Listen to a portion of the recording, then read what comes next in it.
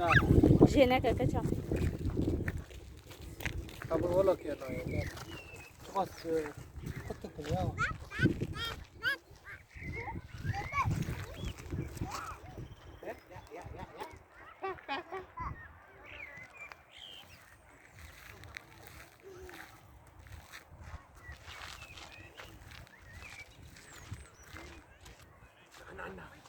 Na na na na na na.